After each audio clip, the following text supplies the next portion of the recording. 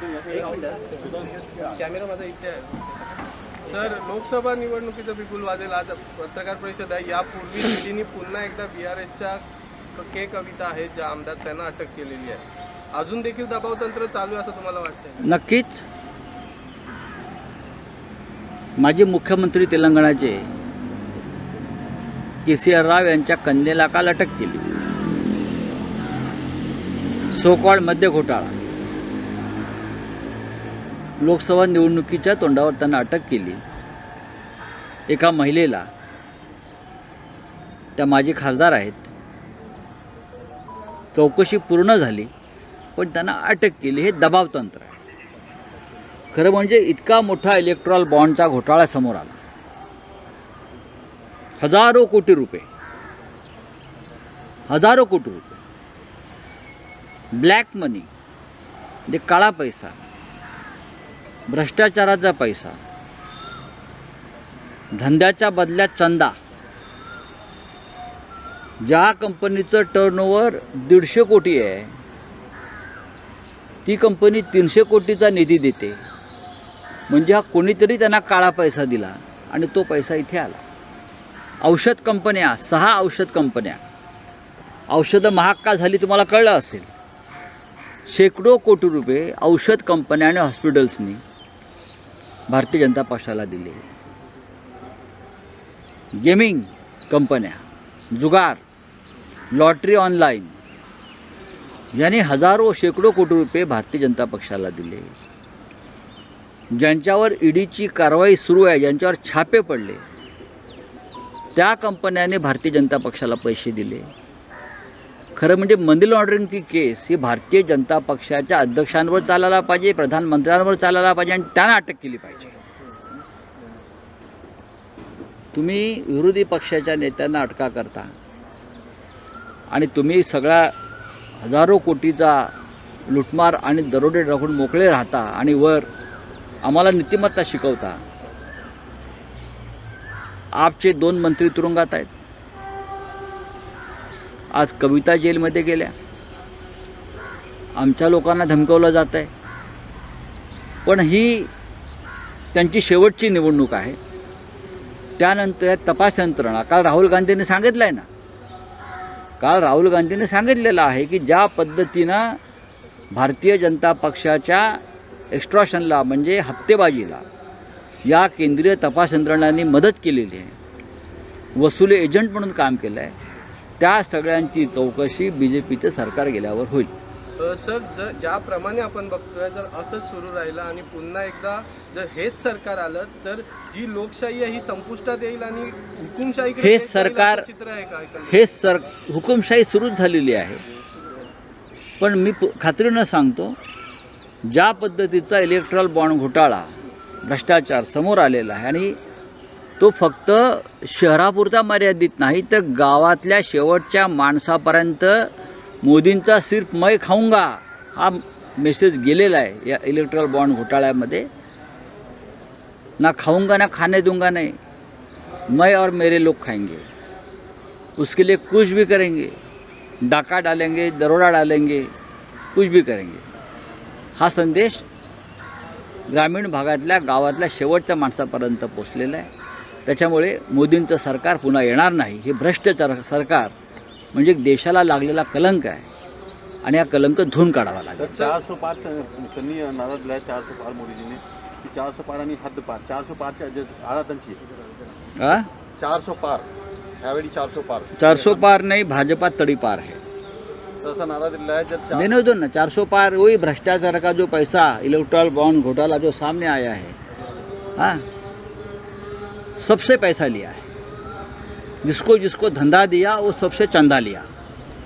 उससे बड़ा घोटाला देश के इतिहास में नहीं हुआ, विश्व के इतिहास में नहीं हुआ.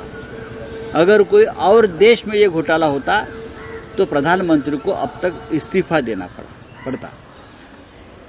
ब्रिटेन के प्राइम मिनिस्टर ने झूठ बोला, इसलिए उनको इस्तीफा देना पड़ा. आपको ऐसा नहीं लगता कि अगर इनकी बहुमत की सरकार अगर आई दोबारा, उसकी बहुमत की सरकार नहीं आ रही है, अगर आई तो कहीं न कहीं एक विजन, जितने भी इनके कानून हैं सारे कानून एक साथ में पास करेंगे? संविधान का तो पूरा संविधान बदलने का उनका प्लान है ना, इसलिए तो उनको 400 पार का नारा है. उनके भाजपा के नेता ने कहा ना, हमें 400 का बहुमत इसलिए चाहिए कि हम संविधान बदलना चाहते हैं और संविधान बदलने के बाद भ्रष्टाचार को भी शिष्टाचार का दर्जा देंगे, जैसे इलेक्टोरल बॉन्ड को किया है। Legalise corruption. प्रधानमंत्री Modi, Mahatma Gandhi father of nation है, प्रधानमंत्री मोदी फादर ऑफ करप्शन है। सर याला जोडून सर, द्या, सर, याला जोडून द्या. सुप्रीम कोर्ट ने फटकार दिया है सीबीआई एक बार फिर ईडी आयोग क्या है? गिरफ्तार करी कविता को गिरफ्तार केसीआर जी की बेटी कविता को गिरफ्तार किया है। लोकसभा चुनाव का एक दबाव तंत्र है ये। पूरे देश में जो बीजेपी के खिलाफ लड़ना चाहते हैं उनके लिए एक मैसेज दिया है, अगर हमारे खिलाफ बोलोगे, लड़ोगे तो जैसी कविता जी को हमने अरेस्ट किया, आपको अरेस्ट कर देंगे। केजरीवाल जी के ऊपर दबाव है, महाराष्ट्र में हमारे लोगों के ऊपर दबाव है। बात ऐसी है भाई, ईडी सीबीआई को मैं बताना चाहता हूँ, कल राहुल जी ने कहा सरकार बदलेगी तो आप क्या करोगे? आप बीजेपी के वसूली एजेंट बनकर काम कर रहे हो। इलेक्ट्रल बॉन्ड का इतना बड़ा घोटाला सामने आया है, ऐसी कंपनियां हैं जिसके ऊपर ईडी सीबीआई के पहले छापे पड़े हैं और ईडी के अधिकारियों ने वसूली एजेंट का काम करके बीजेपी को चंदा देने के लिए मजबूर किया है और ये कार्रवाई रुकी है। फार्मास्यूटिकल कंपनी जो दवाई बनाते हैं गरीबों के लिए, उससे हज़ारों करोड़ का चंदा लिया। तो आपको समझना चाहिए कि दवाई, गरीबों की दवाई क्यों महंगी है, बीजेपी को चंदा देना पड़ा। आप बीजेपी के वसूली एजेंट बनकर काम कर रहे हो। इलेक्ट्रल बॉन्ड का इतना बड़ा घोटाला सामने आया है, ऐसी कंपनियां हैं जिसके ऊपर ईडी सीबीआई के पहले छापे पड़े हैं और ईडी के अधिकारियों ने वसूली एजेंट का काम करके बीजेपी को चंदा देने के लिए मजबूर किया है और ये कार्रवाई रुकी है। फार्मास्यूटिकल कंपनी जो दवाई बनाते हैं गरीबों के लिए, उससे हज़ारों करोड़ का चंदा लिया। तो आपको समझना चाहिए कि दवाई, गरीबों की दवाई क्यों महंगी है, बीजेपी को चंदा देना पड़ रहा है। ये ऑनलाइन गैम्बलिंग वाले से पैसा लेता है, हज़ारों करोड़, 1300 करोड़ का चंदा। हाँ, और हमें आप नैतिकता और संस्कार की बात सिखाते हो। ये मनी लॉन्ड्रिंग का केस है, बीजेपी के ऊपर चलना चाहिए, बीजेपी के अकाउंट पर चलना चाहिए। मैंने बीच में सुना था कि लिकर घोटाले के नाम पर आप के ऊपर केस दर्ज करना चाहते हैं, आप पार्टी के ऊपर वो मनी लॉन्ड्रिंग का केस दर्ज करना चाहते हैं, तो बीजेपी के ऊपर क्यों नहीं?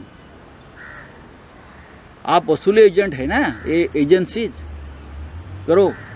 सर देश की एसबीआई को फटकार राहुल गांधी ने कोर्ट की तरफ से कोडिंग नहीं बताने की वजह से कंटेम्प्ट ऑफ कोर्ट, क्या लगता है? देखिए, इसलिए ये दबाव में है एसबीआई भी, और भी 3000 बॉन्ड्स का खुलासा होना बाकी है। आधी अधूरी इन्फॉर्मेशन है। अभी भी बड़े बड़े नाम आएंगे जिसने बीजेपी को चंदा दिया है और चंदा के बदले में धंधा लिया है, और भी नाम आ जाएगी। सर नेमक्या कोणत्या कंपन्या आहेत आणि या कंपनी आ जाएगी। जो कंपनी का नाम, जो कंपनी का नाम आपके दिमाग में है उसके सबके नाम आ जाएंगे। सर राहुल गांधी जो है वो कह रहे हैं कि जो संस्थाएं हैं हिंदुस्तान की, जो देश की जो संस्थाएं हैं, वो चाहे ईडी हो, सीबीआई हो, ये वसूली एजेंट ये है, सब ये BJP हफ्ता की वसूली जो एजेंट है, बीजेपी की हफ्ता वसूली एजेंट है ये सब। और ये सब अधिकारी, सब एजेंसी, उनको कटघरे में खड़ा किया जाएगा। सर अंबादास दानवे निवडणूक नाराज आहे छत्रपती संभाजीनगरमध्ये खैरे यांच्या नावाची चर्चा आहे, त्यामुळे अंबादास दानवे नाराज आहे आणि ते अंबादास दानवे अजिबात नाराज नाहीत, एकनाथ शिंदेच्या संपर्कात असं देखील चर्चा अजिबात नाहीत। अंबादास दानवे हे विरोधी पक्ष नेते आहेत, कडवट शिवसैनिक आहेत। काल संध्याकाळी अंबादास दानवे, माननीय उद्धव ठाकरे, मी स्वतः, चंद्रकांत खैरे अशा मी एकत्र होतो। संभाजीनगरच्या उमेदवारीबाबत आमच्यात सविस्तर चर्चा झाली, उमेदवारीबाबत एकमत झालं, त्यात अंबादास दानवे सहभागी होते। या चुकीच्या बातम्या आहेत। सकारात्मक चर्चा होती का सर? नक्कीच अंबादास दानवे यांची इच्छा होती लढण्याची, त्यांनी इच्छा व्यक्त केली।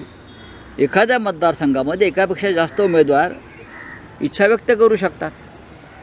चंद्रकांत खैरे यांनी इच्छा व्यक्त केली, अजून 2 उमेदवार आहेत। या सगळ्यांच्या उमेदवारीवर चर्चा झाली। सर त्यांनी भारत जोडो न्यायात्रा मुंबई में एंटर कर रही है। सांगितलं आहे की आम्ही जे चंद्रकांत खैरेसाठी काम करत नाही, आम्ही शिवसेनेसाठी काम करतो आणि समाजासाठी काम करतो। नक्कीच उद्धव ठाकरे जो उमेदवार देतील त्याच्यासाठी काम करण्याची परंपरा आहे. बाळासाहेब ठाकरे जो उमेदवार द्यायचे त्या उमेदवारासाठी काम, पक्षासाठी काम करतो आम्ही, व्यक्तीसाठी कोणीच काम करत नाही.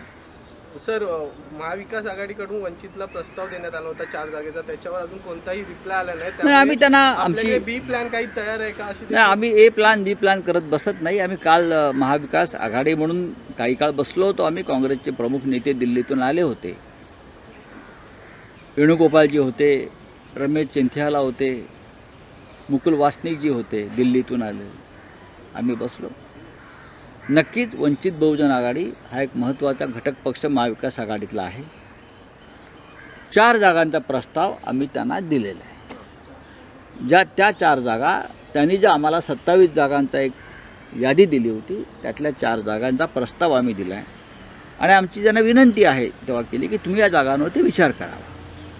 आता त्यांच्याकडून आम्हाला कळवायला हवं आहे त्या 4 जागा त्यांना मान्य आहेत किंवा आणखीन त्यांना काय आम्ही देऊ शकतो. आमचे दरवाजे उघडे आहेत. इंडिया आघाडीच्या उद्या मीटिंग होणार आहे का?